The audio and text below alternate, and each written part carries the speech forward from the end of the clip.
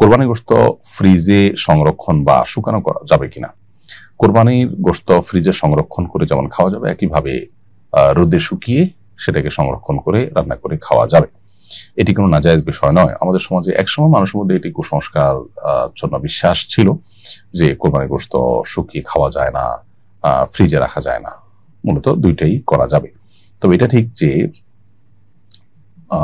আপনার পুরো কোরবানির পশুর গোশতটাই আপনি সংরক্ষণ করে দিলেন, সামান্য কিছু দিলেন বা দিলেন না, এটা উত্তম নয়। সন্দেহাতীতভাবে এটি পুরোটাই আমরা আল্লাহর উদ্দেশ্যেই নিবেদন করে ফেলেছি। মূলত কোনোটি আমাদের কাছে ব্যাক আসার কথা নয়। অন্য সাধারণ দান যেরকম দান করলে সেটা দিয়ে দিতে হয়, এটা এক প্রকার আল্লাহর উদ্দেশ্যে আমি নিবেদন করলাম, দানের মতোই। এটা আমার কাছে ব্যাক আসার কথা নয়। আল্লাহ তাআলা আমাকে তিনি উপহার হিসাবে দিয়েছেন। আমরা বলেছি আল্লাহ আপনাকে দিয়েছি, আল্লাহ সেটা অ্যাকসেপ্ট করে আমাদেরকে আবার খেতে দিয়েছেন।